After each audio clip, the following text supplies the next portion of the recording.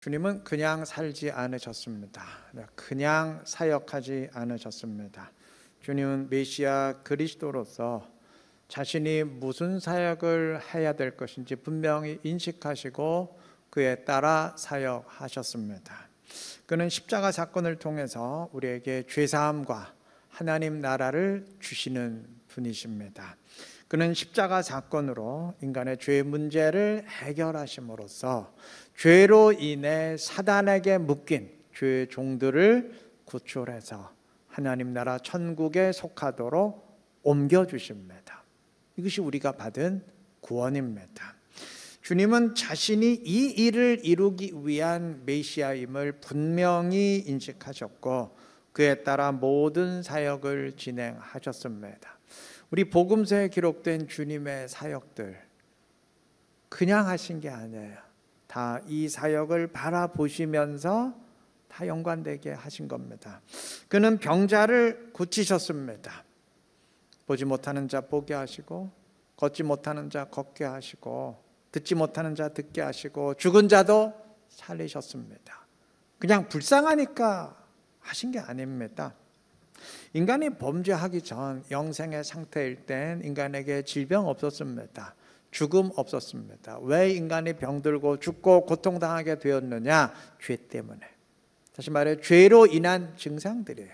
주님은 그 죄로 인한 증상들을 제거해 주심을 통해서 그가 죄의 문제를 근본적으로 해결하는 분이심을 상징적으로 보이신 겁니다. 그래서 마가복음 2장에서 지붕을 뚫고 내려온 중풍병자를 고치시면서 작은 자야 내 죄사함을 받았느니라.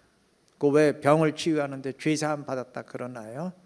죄의 증상을 제거하는 그러한 차원에서 주님이 메시지를 전달하시기 때문입니다. 주님은 또한 귀신을 쫓아내시고 귀신 들린 자 고치셨습니다. 귀신은 사단의 졸개로서 사단의 세력입니다.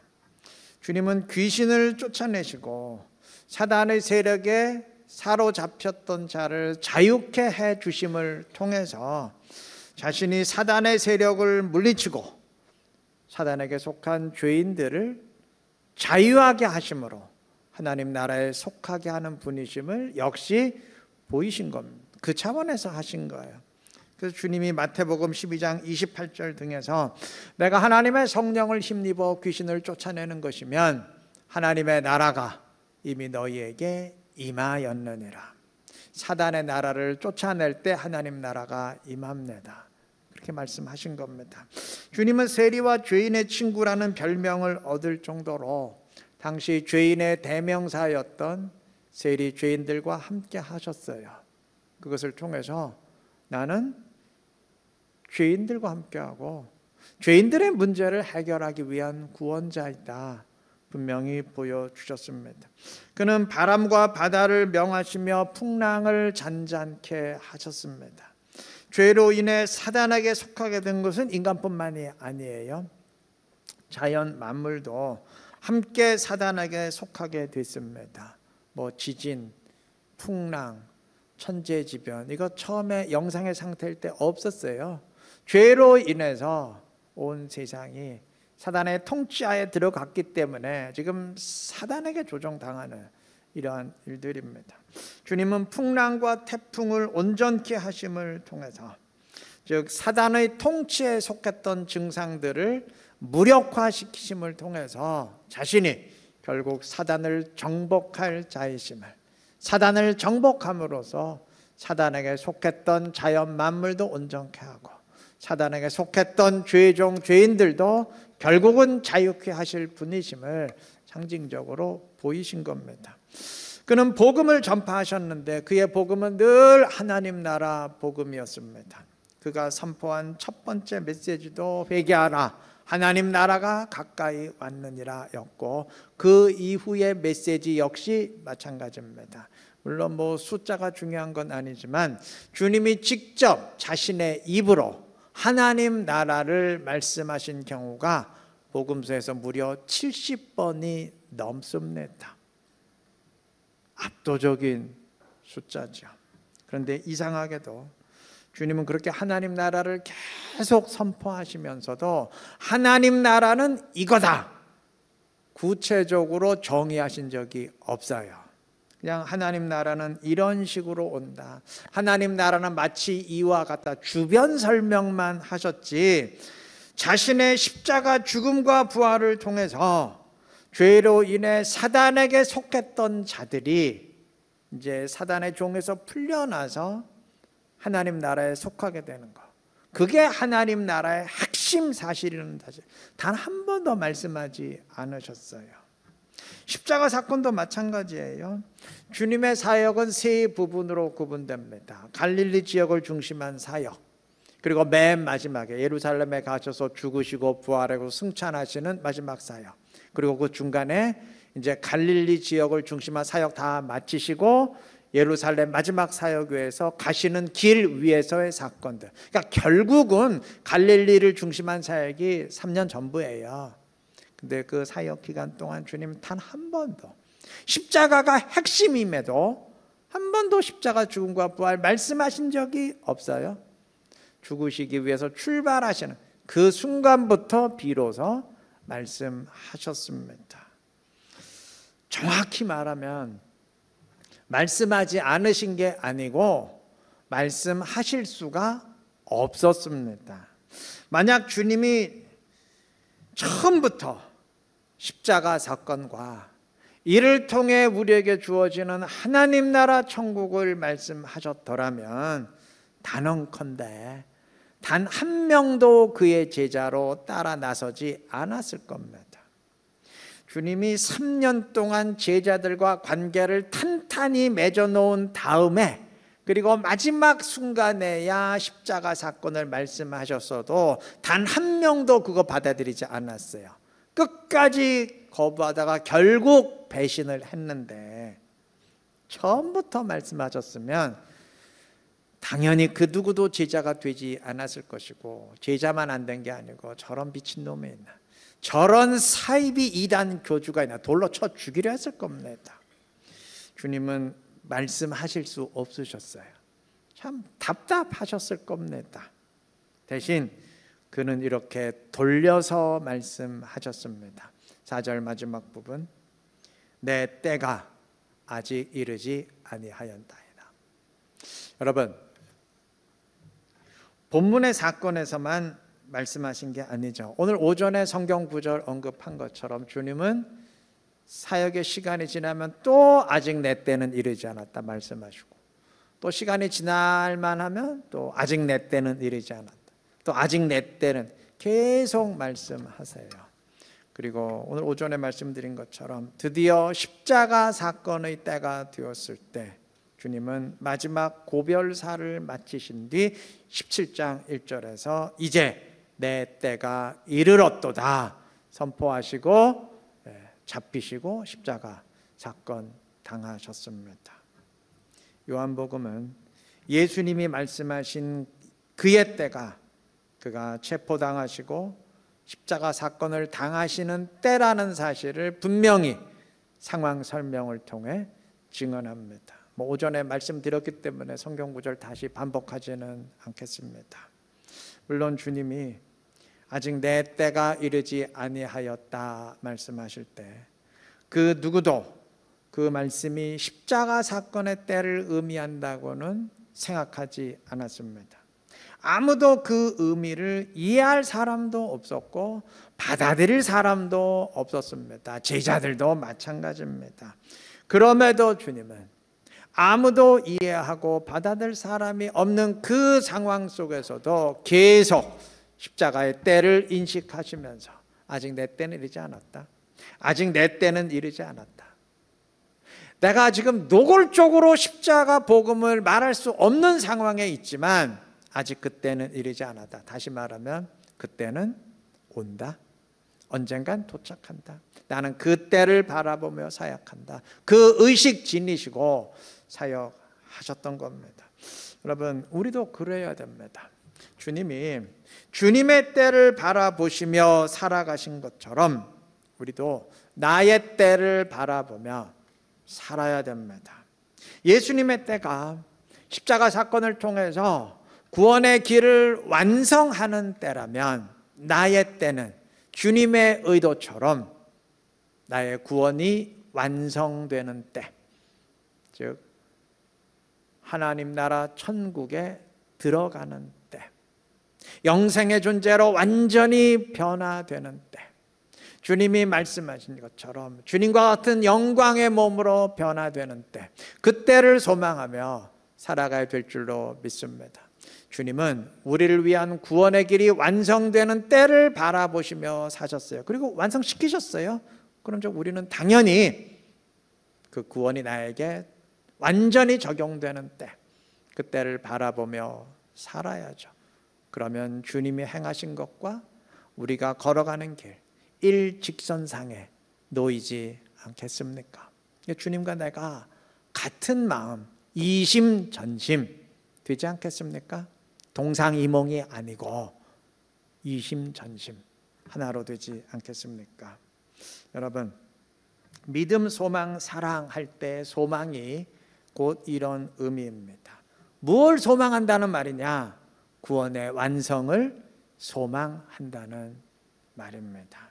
로마서 5장 3절과 4절이 이는 환난을 인내를, 인내는 연단을, 연단은 소망을 이루는 줄 알미로다 했을 때 그 마지막 소망이 곧 이 소망이에요.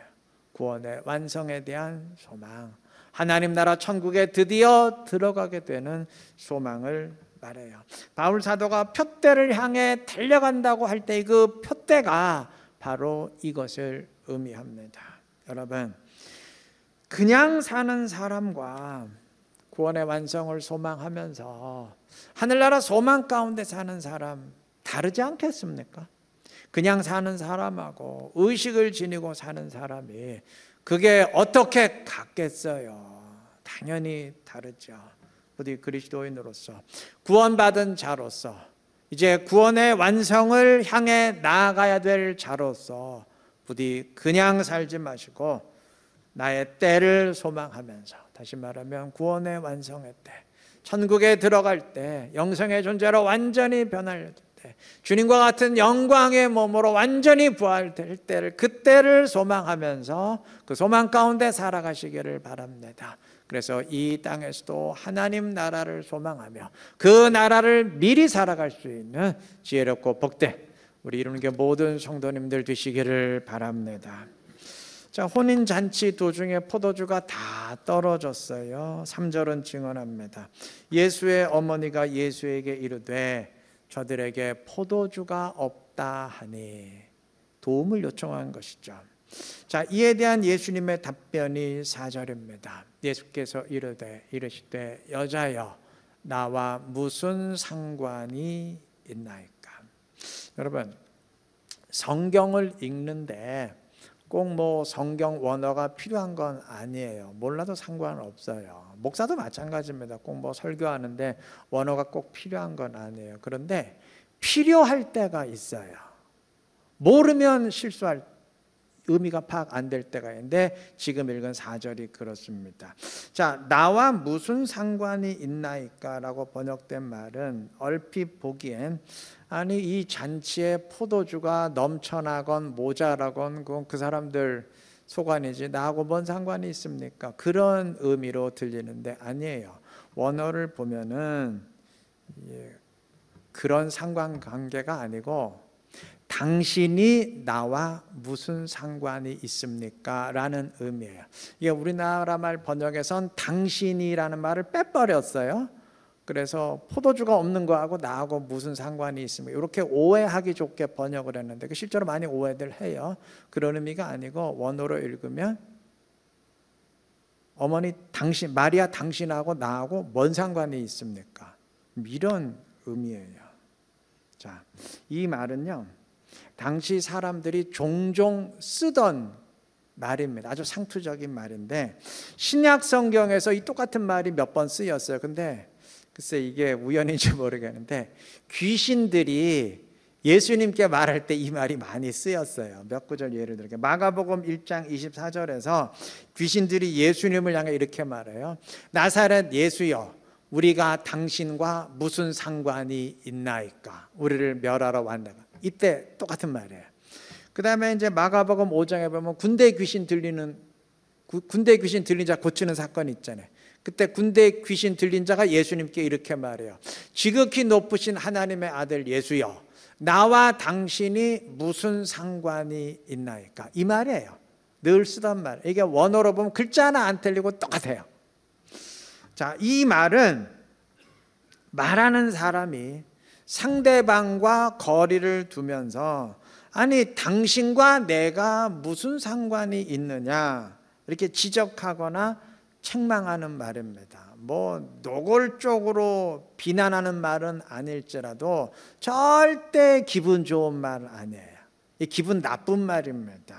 그런데 이 말이 일반 사람과의 관계에서 사용된 게 아니고 아들과 어머니의 관계에서 이 말이 사용되면 이거 분위기 심각해져요.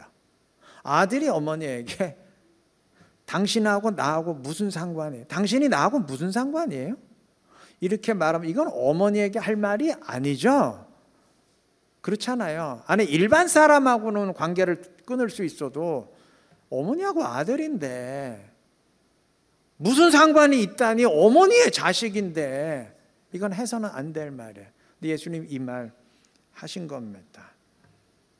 이건 차갑다 못해서 상처를 주는 말이에요. 마리아가 굉장한 충격을 받았을 거예요. 아니 얘가 지금 왜 이러지? 가슴에 못을 박는 말이에요. 그런데 주님이 이런 말 하셨어요. 너무 냉랭한 말이죠. 때문에 그 앞에 여자여라는 말도 마찬가지. 절대 공손한 말이 될 수가 없어요. 이게 여자여라고 번역된 말이 원어로 귀나이인데, 이 귀나이라는 말은 사전적으로는요 사람을 높이는 말, 여자를 높이는 말이에요. 그래서 흔히 헬라어 원어 보니까 이게 높임, 사전 보니까 높임 말. 그래서 예수님이 어머니를 상당히 존중하면서 극존칭을 써서 높였다, 사랑스럽게 말씀하, 이런 식으로 해석할 수 있는데 아니에요. 이게 사전 가지고 해석하다 보면 문제가 심각하게 돼요. 예를 들게요. 양반 쌍놈. 쌍놈은 낮추는 말이죠. 누굴 보고 쌍놈이라 그러면 그건 큰일 나요. 근데 양반은 높이는 말이죠. 양반. 그런데요, 높이는 말이지만 때에 따라 달라져요. 예를 들어서 어떤 학생이 여기 나와서 얘기를 하면서 오늘 선생님이 그렇게 얘기를 하셨어. 그걸 하면서 진짜야? 선생님이 진짜 그렇게 말했어? 그 얘기를 진짜야? 진짜 그 양반이 그렇게 얘기했어? 그러면 그 양반이 높이는 말이에요? 아니면 이게 큰일 날 말이에요? 높이는 말 아니죠. 아니죠. 찬전적으로 높이는 말이라도 그 상황, 그 문맥에서는 이건 무례한 말이 돼요. 이 말도 마찬가지예요. 사전적 의미는 높일지 몰라도 당시 사람들이 그 말을 그런 식으로 사용하지 않았어요. 이건 굉장히 차가운 말입니다. 여러분, 예수님이 차가운 말 하셨어요. 냉정한 말 하셨대요. 이거 어머니에게 해서는 안 될 말 했어요. 일부러 그러신 거죠. 무슨 의도로 그러셨을까요? 11절은 예수께서 이 첫 표적을 갈릴리 가나에서 행하여 그래서 이게 첫 번째 이적입니다. 메시아 사역의 첫 이적이에요. 첫 시작입니다. 여러분, 지금까지 예수님은 마리아의 아들로 살았습니다. 어렸을 땐 집에서 어머니가 예수를 가르쳤을 것이고 뭐 심부름도 시켰겠죠. 오늘 같으면 야 예수야, 너 마트 가서 뭐 짬뽕 한 그릇 사와. 아니지, 마트에 짬뽕 살 수는 없지. 뭐 사이다 10병만 사와. 더우니까 수박 하나 사와. 그러면 예수님이 예 하고 가서 사왔겠죠. 안 그렇겠어요? 예수님 그러셨어요. 이래라 저래라 시켰을 겁니다. 예수님 그러셨어요. 누가복음 2장 51절 보면 예수께서 함께 내려가사 나사렛에 이르러 순종하여 받으시더라. 여러분, 12살에 성전 교사들을 깜짝 놀라게 할 만한 실력을 보여서, 그리고 내가 아버지의 집에 있어야 할 줄을 모르시나요? 이때부터 아마 예수님에게 어떤 의식이 생겼던 것 같아요. 이미 자신이 보통 사람이라는 걸 알아요. 그렇다고 해서 어머니 무시하지 않았어요. 받드시며 순종하더라. 최선을 다해서 어머니 아버지 공경하고 순종했어요. 심부름 시키면 따라하고 이렇게 하라 이래라 저래라 그러면 그대로 했어요. 그런데 이젠 달라요. 이제는 더 이상 마리아의 아들로 살아서는 안 되고 메시아의 사역을 해야 됩니다. 이젠 달라져야 되죠. 이전처럼 마리아가 이래라 저래라 예수님이 하시는 일에 간섭하면 됩니까 안 됩니까?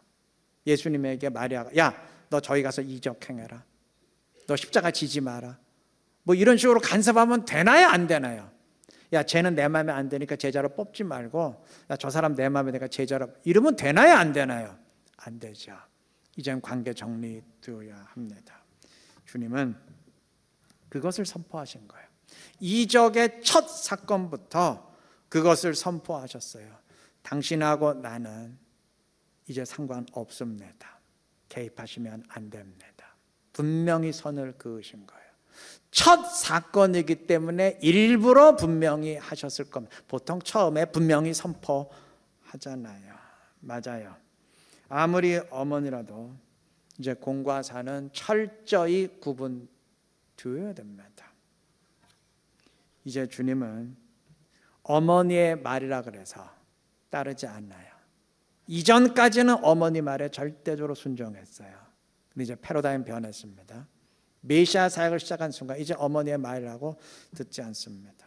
측근의 말이라고 해서 친척의 말이라고 해서 절대 듣지 않습니다. 이제부터 예수님의 기준은 딱 하나입니다. 오직 하나님의 뜻대로만 순종하시고 사역하십니다. 오늘 말씀의 제목이 그거예요. 오직 하나님의 말씀만 그의 사역의 기준이에요. 그의 판단과 행동의 기준입니다.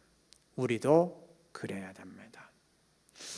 아니 그런데 결국 어머니의 부탁대로 포도주 만들어주지 않았습니까? 하신다면 아니에요. 어머니의 부탁이기에 만들어주신 거 아닙니다. 전혀 상관없어요. 여러분, 주님은 십자가 사건을 위해서 사역하셨습니다. 강조했죠. 다 동의하시죠? 그런데 아무리 주님이 십자가 사건으로 구원의 길을 완성했어도 그걸로 끝나지 않아요. 하나 더 있어야 돼요. 우리의 믿음이 있어야 됩니다. 아무리 구원의 길을 위한 구세주 약이 개발됐어도 환자가 그 약 안 먹으면 그걸로 끝이에요. 소용없어요. 그냥 그대로 죽어나갈 뿐입니다. 그 약을 먹는 것이 곧 믿음이에요. 환자가 그 약을 믿음으로 받아들이지 않으면 예수님이 십자가에서 100번 죽고 부활했다 할지라도 아무 변화도 일어나지 않습니다. 때문에 엄밀히 말하면 십자가 사건은 그리스도의 죽음과 부활로 완성되는 게 아니고 내가 주님을 믿을 때 완성됩니다. 왜냐하면 아무리 주님이 죽고 부활했어도 인간이 주님을 믿지 않으면 아무짝에도 효력이 발생하지 않기 때문입니다. 때문에 주님의 사역은 크게 두 개 나눠요. 한편으로는 구원의 길을 완성하기 위한 십자가 사건의 사역을 진행하시면서 또 한편으로는 인간에게 믿음을 불러일으키십니다. 그래야 효력이 발생하기 때문이에요. 그는 끊임없이 사람들에게 믿음을 요청하시고 믿음에 반응하십니다. 병자를 고치시면서도 의도적으로 내 믿음이 너를 구원하였느니라. 내 믿음대로 될지어다. 일부러 선포하시는 거예요. 믿음을 확인하시기 위해서. 그리고 이적을 일으키심으로써 또한 사람들에게 믿음이 심겨질 수 있도록 이끄십니다. 오늘 본문의 결론도 마찬가지예요. 11절의 결론인데 예수께서 이 첫 표적을 갈릴리 가나에서 행하여 그의 영광을 나타내심에 제자들이 그를 믿으니라. 제자들이 믿으니라. 그게 결론입니다. 주님은 이적을 통해서 믿음을 불어넣으신 겁니다. 주님은 믿음을 원하시고 믿음을 불어넣으시고 믿음을 찾으시고 믿음 보기를 원하시고 믿음에 기뻐하시고 믿음에 움직이시고 반응하십니다. 메시아 사역의 원리입니다. 그는 십자가 사건을 완성하셔야 되고 또 한편으로는 믿음을 찾으셔야 됩니다. 믿음을 불어 넣으셔야 됩니다. 자, 이것을 염두에 두고 다시 본문을 보시면 마리아가 아들과 어머니라는 사적인 관계를 이용해서 부탁할 땐 냉정하게 거절했어요. 당신이 나하고 무슨 상관이 있나요? 너무 심한 말 하셨어요. 그런데 그 다음엔 달라요. 5절 보시면 그의 어머니가 하인들에게 이르되 너희에게 무슨 말씀을 하시든지 그대로 하라. 예수가 무슨 말을 하고 너희는 그대로 따라서 순종하라. 그러면 된다. 이건 믿음이죠. 예수님의 말씀대로만 무조건 따라하면 된다. 그러면 된다. 믿음이죠. 믿음이죠. 네, 맞습니다. 믿음입니다. 주님은 어머니라는 관계는 무시하셨지만 믿음엔 기꺼이 반응하셨습니다. 어머니이기 때문에 반응한 게 아니에요. 믿음이었기에 믿음에 반응한 것입니다. 그리고 주님은 그 이후로도 마찬가지였고 지금 21세기에도 마찬가지입니다. 주님은 믿음에 응답하십니다. 믿음의 기도에 응답하시고 믿음의 예배에 주님 반응하시고 믿음의 순종에 주님 함께 하시고 지금도 믿음을 찾으시고 믿음에 반응하시는 줄로 믿습니다. 자, 그렇다면 이제 우리가 해야 될 일이 있어요. 오늘 본문을 통해서 우리가 분명히 명심해야 될 사실이 있습니다. 우리가 주님 앞에 다른 것 내세워 봤자 소용없습니다. 인간 세상에선 어머니라는 관계만큼 확실한 것도 없어요. 그렇죠? 어머니와 자식 관계다. 그럼 얘기는 끝난 거예요. 인간 사회에선 어머니라는 관계만큼 특별한 것도 없지만 그런데 주님 앞에선 소용없습니다. 우리도 마찬가지. 인간 사회의 관점에서 특별한 것이라고 해서 그게 주님 앞에 통한다는 생각은 빨리 버리셔야 됩니다. 안 통합니다. 내가 교회 20년 출석했어. 30년, 40년 출석했어. 그 당신은 1년밖에 안 됐지? 나하고는 당연히 다르지. 예, 맞아요. 인간 사회에선 특별할 수 있어요. 그런데 주님 앞에선 안 통합니다. 내가 이런저런 주님의 일로 박수를 받고 유명해질 수 있어요. 인간 사회에선 특별합니다. 그런데 주님 앞에선 안 통해요. 마가복음 7장 22절 그날에 많은 사람들이 나더러 이르되 주여 주여 우리가 주의 이름으로 선지자 노릇하며 주의 이름으로 귀신을 쫓아내며 주의 이름으로 많은 권능을 행하지 아니하였나이까. 인간 공도 대단히 특별합니다. 유명합니다. 그런데 주님 말씀하셨어요. 불법을 행하는 자들아 나에게서 떠나가라. 주님 앞에서는 안 통해요. 그 자체로는 안 통해요. 내가 교회 생활하면서 목사로 따지면 총회장이 되고 노회장이 되고 그런 등등의 직위를 지닐 수 있어요. 인간 사회에서는 특별하게 여깁니다. 한번 총회장은 죽을 때까지 총회장으로 부르려고 높여요. 인간 사회에서는 특별해요. 근데 주님 앞에선 그 자체로 아무 소용 없습니다. 아무 소용 없어요. 주님은 대제사장을 비롯한 종교 지도자들에게 독사의 자식들이라고 배제하셨습니다. 안 통합니다. 주님은 그것에 반응하지 않으세요. 주님이 찾으시고 기뻐하시고 반응하시는 건 딱 하나, 믿음입니다. 믿음이 주의 뜻을 주님 믿음 찾으세요. 히브리서 11장 6절은 믿음이 없이는 하나님을 기쁘시게 하지 못하나니라고 했어요. 바꿔 말하면 오직 믿음이 하나님을 기쁘게 하는 줄로 믿습니다. 우리 교회 표가 하나님을 기쁘게, 다른 말로 하면 우리 진정한 믿음 지니십시다. 그럼 주님이 기뻐하십니다. 믿음이 주의 뜻을 이루어요. 믿음이 주님을 기쁘게 합니다. 믿음이 주님과 우리를 하나 되게 만들고 믿음이 결국 우리를 마지막 구원의 완성에 이르게 합니다. 이 사실 꼭 기억하시기를 바라요. 다른 것에 가치 두지 마시고 다른 것 의지하지 마시고 다른 것 자부하고 다른 것 소망하지 마시고 딱 하나, 진정한 믿음을 귀하게 여기시고 믿음으로 주 앞에 서시기를 바랍니다. 그래서 온전한 믿음을 통해 주님의 기쁨을 다며 주의 뜻을 이루어가는 지혜롭고 신실한 우리 이루는 게 모든 성도님들 되시길 그리스도의 이름으로 축원합니다.